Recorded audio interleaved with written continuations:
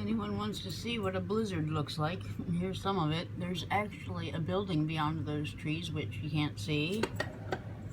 And this is the front of my garage where all the wind has kicked the snow, drifted into big piles, so that'll take some digging out.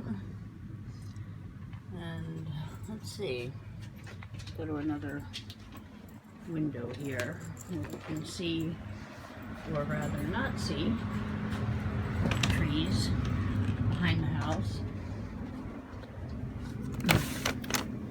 There's trees back there somewhere. Can't see them. Kind of crazy. Look how the snow's drifted up against the fence, and this is partially sheltered by the garage. You see the drifts right below the house here. Not fun, no travel, no mail delivery, no school, nobody's going to work, no nothing.